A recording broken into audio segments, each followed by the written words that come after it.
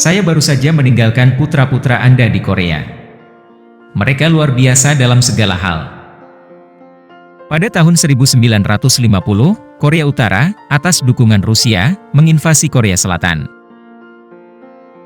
Jenderal Douglas MacArthur yang belum lama menyelesaikan tugasnya sebagai pimpinan pemerintahan penduduk Amerika di Jepang, kembali diminta untuk mengomandani pasukan Perserikatan Bangsa-Bangsa atau PBB yang dikirim untuk melindungi Korea Selatan.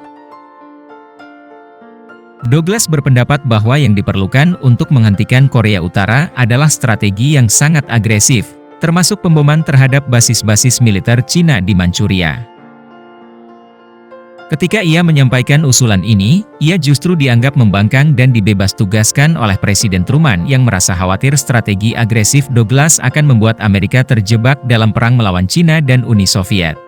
Sebelum kita lanjut, tekan tombol like, subscribe, dan tanda lonceng, supaya dapat notifikasi dari kami setiap kali kami mengupload video terbaru. Di-share juga ke teman-teman kalian jika video ini bermanfaat. Mari kita lanjut.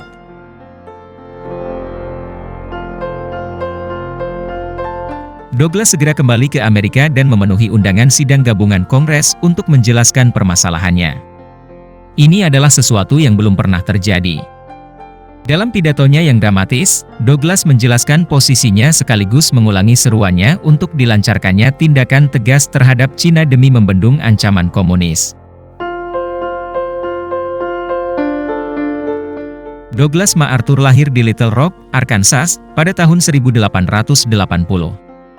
Setelah lulus dengan predikat terbaik di kelasnya dari Akademi Militer West Point di tahun 1903, Douglas dilantik sebagai Letnan II dan ditempatkan di Pangkalan Militer Amerika Serikat di Filipina, kemudian di Jepang. Selama Perang Dunia Pertama, ia meraih banyak penghargaan tempur atas jasa-jasanya menjadi Kepala Staf Divisi Rainbow yang terkenal, dan selanjutnya sebagai Komandan Brigade Infanteri ke-84. Pada tahun 1919, Douglas MacArthur diangkat sebagai perwira pengawas di Akademi Militer West Point, di mana ia meluaskan cakupan kurikulum dan meningkatkan standar kelulusan para calon perwira. Antara tahun 1922 hingga 1925, ia menjadi Panglima Pasukan Amerika Serikat di bawah Presiden Herbert Hoover. Pada tahun 1935, Douglas kembali ke Filipina guna mempersiapkan kepulauan tersebut dari serbuan tentara Jepang. Dan pada tahun 1936, ia dianugerahi pangkat kehormatan Marsekal Medan oleh Angkatan Darat Filipina. Ia pensiun dari Angkatan Darat Amerika Serikat pada bulan Desember 1937. Pada tahun 1941, Douglas dipanggil untuk berdinas aktif kembali, tidak lama setelah Jepang menyerang Pearl Harbor.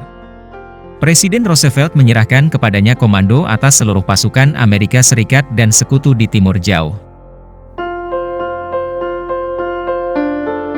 Saat Jepang menyerah pada tentara sekutu, Douglas adalah Panglima Sekutu yang secara langsung menyaksikan penandatanganan dokumen penyerahan diri tanpa syarat oleh Jepang di tahun 1945, di atas geladak kapal perang Missouri.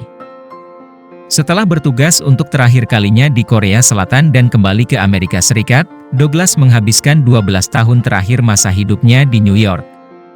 Sesekali ia tampil berpidato di depan publik dan dimintai nasihat oleh setiap presiden Amerika.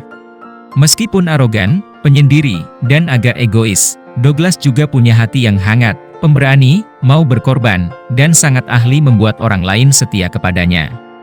Ia adalah pemikir yang brilian, namun selalu dihantui bayangan bahwa Amerika terancam oleh konspirasi kaum liberal dan komunis. Kutipan pidato ini merupakan bukti dari kegigihannya dalam menentang konspirasi kaum liberal dan komunis. Serdadu tua tidak pernah mati. Mereka hanya berangsur-angsur menghilang. Demikianlah perjalanan dan kisah Jenderal Douglas MacArthur yang penuh semangat hingga masa tuanya. Semoga paradigma kalian tentang penggagas pidato terhebat dunia semakin bertambah. Sampai jumpa di episode berikutnya.